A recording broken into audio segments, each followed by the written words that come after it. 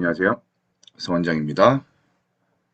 오늘은 법정지상권 관련된 물건 두 개를 가져왔는데, 하나는 건물만 매각인 사건이고요. 하나는 토지만 매각인 사건입니다. 그래서 오늘 이 두 사건에 대한 분석 한번 진행해 보겠습니다. 먼저 2022 타경 52765 사건인데요. 행당동에 있는 근린주택입니다. 보시다시피 지금 토지는 매각 제외고 건물만 매각으로 나왔습니다. 예, 사진에 보이는 이 건물이고요. 건물 총 연면적이 136평 정도 됩니다. 그리고 감정이 4억 8,500 정도 이렇게 나왔네요. 그래서 건물 지금 나온 현황을 보시면 뭐 1층을 15평 정도, 뭐 2, 3층도 2, 30평대, 6층까지 있는 건물이에요. 그래서 지금 건물에 대한 감정은 제곱미터당 100만 원 정도니까 평당 한 330만 원 정도, 네, 이 정도로 우선 감정이 나왔습니다. 그리고 건물에 있는 임차인 현황을 볼게요. 보시면 우선 3명 있는데 다들 지금 대항력이 있는 임차인이라고 돼 있어요. 보증금 3천에 160 있고 500에 40, 3천에 110 이렇게 있습니다. 음, 법정지상권이 성립되고 안 되고의 문제는 이제 뒤에 가서 얘기를 하는데, 만약에 법정지상권이 성립이 안 되었을 때 음, 건물에 있는 선순위 임차인들은 어떻게 될까요? 자, 결론만 말씀드리면 법정지상권이 성립되지 않는 건물의 임차인은 토지 소유자에게 대항할 수가 없습니다. 그래서 토지 소유자가 건물 철거를 판결받아서 철거를 하게 되면 결국 임차인들은 나갈 수밖에 없는 그런 상황이 됩니다. 자, 그럼 이 얘기 한번 뒤에 가서 또 해볼게요. 그래서 보시면 뭐 1층 101호는 의류가게 연소형, 유지형 102호는 엽기 떡볶이라고 되어 있고 김무정 필라테스라고 되어 있네요. 영업하고 있었고 2층만 김무정만 폐문부제로 없다고 되어 있고요. 그리고 주민등록표 등본상 김사영 채무자 겸 소유자가 4층에 있고 그리고 본인의 가족 김시현, 김지수가 3층 내지 5층 점유하고 있다 이렇게 돼 있네요. 그래서 다른 점유자는 없고 위에 3, 4, 5층은 지금 주택으로 쓰고 있는 것으로 지금 보여집니다. 자, 그러면 이제 법정지상권이 성립되는지 여부를 확인해야 되는데 지금 여기 나와 있는 게 건물등기부 내용이고 김서영, 김시현, 김지수 지금 다 이 건물에 살고 있죠. 토지등기부에는 김주식이라는 사람이 계속 가지고 있다가 트러스트 H라는 데다가 이전을 했어요. 자, 그리고 아, 그래서 이제 이 등기부에는 내용을 한번 그대로 한번 그려보면 자, 우리가 법정지상권 배울 때 등기부 내용을 가지고 쭉 그렸었는데 토지 김주식이 71년도부터 가지고 있었고 2011년도에 김서영 외 2명이 지금 건물 소유자 이 건물을 지었습니다. 그리고 김주식은 계속 건물을 가지고 있었죠. 2019년까지. 그 이후에 트러스트라는 회사에다가 매매로 이전했고요. 자, 그러면 이것만 딱 봐도 어때요? 법정지상권은 네, 성립하지 않습니다. 자, 우리가 법정지상권이 성립이 되려면 조건이 뭐예요? 건물하고 토지에 대한 소유권이 적어도 같은 적이 있어야 된다는 거. 예. 자, 이 경우는 지금 근저당이라든가 이런 게 없다 보니까 관습법상의 법정지상권이 성립되느냐인데 건물과 토지에 대한 소유권이 같아야 되고 그리고 경매, 공매, 매매, 증여 등으로 소유자가 달라져야 되고 그리고 건물 철거에 대한 약정이 없어야만 법정지상권이 성립이 됩니다. 자, 그래서 이 경우는 법정지상권이 성립하지 않아요. 그래서 매각물권 명세서 내용을 봐도 뭐가 있냐면 건물만 매각이라고 돼 있고 법정지상권 부존재 및 이 사건 매각물권에 대한 건물 철거를 명하는 확정 판결. 자, 이거 토지 소유자가 건물 철거 청구 소송에서 승소를 했네요. 청구 판결을 받은 겁니다. 그럼 결국 건물은 철거 대상이 되는 거고요. 이 건물을 철거할 때도 건물주가 자진 철거를 해야 됩니다. 만약 건물주가 자진 철거를 하지 않으면 토지 소유자는 본인이 대체 집행이라는 걸 통해서 철거를 하고 그리고 그에 대한 비용을 청구할 수는 있어요. 자, 그러면은 이 과연 토지 소유자는 어떻게 하려는 게 목적인지 한번 봐볼게요. 우선 건물을 보면 건물 그렇게 오래되지 않았습니다. 11년, 12년 됐는데 상당히 양호한 건물이죠. 이게 정면에서 바라본 거고 그리고 뭐 밑에 1층에서 봤을 때 옆에 들어가는 계단이 이렇게 있네요. 이 토지 면적 자체가 넓지가 않다 보니까 이렇게 왼쪽에 한쪽에서 이게 외부로 노출된 계단을 통해서 올라가는 것 같아요. 그리고 이 위에는 노출이 되어 있지 않을 것 같고요. 이건 뭐 뒷면에서 바라본 모습인 것 같은데, 그럼 과연 토지 소유자는 지금 건물을 철거하는 게 목적일까요? 결코 그렇지 않습니다. 건물 철거에 대한 판결을 받았기 때문에 철거를 할 수 있지만, 자, 지금 경매 신청을 누가 했냐면 토지 소유자가 했어요. 자, 뭐 때문에 했을까? 지료 청구를 원인으로 아마 했을 겁니다. 그런데 건물 소유자가 지료를 내지 않으니까 경매를 신청을 한 거죠. 자, 이거는 아주 정말 토지 소유자 입장에서는 아주 베스트한 경우, 아주 잘한 경우인데, 당연히 이 경우에 이 이 건물이 경매로 넘어가면 낙찰을 받을 수 있는 사람은 토지 소유자밖에 없습니다. 자, 다른 사람이 낙찰을 받는다면 건물 철거에 대한 판결을 받았기 때문에 받을 이유도 없는 것이고, 이거는 토지 소유자밖에 받을 수 없기 때문에 그렇다면 이 물건은 저 밑바닥까지 아주 떨어지는 상황이 나올 수 있겠죠. 그러면은 토지 소유자는 헐값에 받아서 소유를 할 수 있게 되는 건데 이게 전형적인 법정 지상권이 성립 안 되는 건물이 있는 땅을 소유한 사람이 할 수 있는 그런 최선의 방법이긴 해요. 그러면 아까 전에 제가 분명히 법정 지상권이 성립 안 되는 건물에 있는 선순위 임차인들은 토지 소유자에게 대항할 수 없다고 그랬어요. 자, 그 얘기는 토지 소유자가 건물을 철거할 때 얘기입니다. 철거를 한다면 당연히 대항할 수 없지만, 자, 이 경우는 지금 토지 소유자가 건물을 헐값에 매입하려고 하는 상황이에요. 그럼 결국 토지 소유자는 건물을 헐값에 매입하는데, 자, 건물이 당연히 낙찰을 받는다면 여기 있는 선순위 임차인들에 대해서는 인수를 해야 됩니다.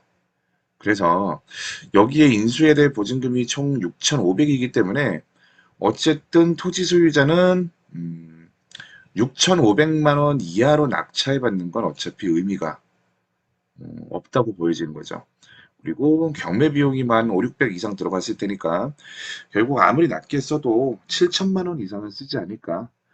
그럼 결과적으로 이 땅 소유자는 7천만 원에 이 부동산을 이 건물을 매입하는 게 되는 겁니다. 그래서 아주 훌륭한 이제 상황이 된 거죠. 자, 그래서 이제 법정 지상권은 성립이 하지 않는데 이제 제가 수업에서 이제 하나 언급하지 않은 가르쳐 주지 않은 게 있어요. 차지권이라는 건데 이 차지권이 뭐냐면 토지 소유자와 임대차를 체결합니다. 그래서 임차인이 토지 소유자와 임대차를 체결하고 그 토지 위에 건물을 짓고 건물에 대한 보전 등기를 한 경우. 자, 이 경우에는 이 건물에 대한 차지권이라는 게 생깁니다. 그래서 이 차지권이 인정이 되면 그 건물을 계속 쓸 수 있는 그 권리를 가져가게 돼요. 그래서 만약에 토지 소유자와 지금 건물의 소유권을 가지고 있는 이 세 명이 토지에 대한 임대차를 체결하고 그리고 나서 건물을 지었다. 라고 한다면 차지권은 인정돼요. 자, 법정지상권은 성립이 안 되지만 차지권은 인정이 된다는 겁니다. 그래서 차지권이 인정이 되면 그 건물을 계속 쓸 수 있다는 건데, 자, 그래서 지금 보시면 이 토지에 대한 소유자 김주식이고 김서영 외 2인이 토지에 대한 임대차를 체결하고 건물을 지었다. 그럼 이 경우에는 차지권은 성립이 돼요. 자, 그래서 법정지상권은 성립이 되지 않지만은 차지권이 성립되면 임차인은 이 건물을 계속 사용할 수 있다는 겁니다. 그래서 이런 차지권과 관련된 경우들이 어, 흔하게 쉽게 나오는 경우는 아닌데 가끔씩 그런 경우들이 나오기는 합니다. 근데 제가 봤을 때는 정황상 그랬을 수도 있고 아닐 수도 있겠다는 생각이 드는데 과연 김주식과 김서영의 관계는 뭘까라는 생각을 한번 해봤어요. 어쩌면 이 김서영 외 2인이 김주식의 자녀가 아닐까라는 생각을 좀 해봤었거든요. 음, 그런데 문제는 뭐냐면 김주식이 이거를 매매를 했단 말이에요. 트러스트라는 회사한테.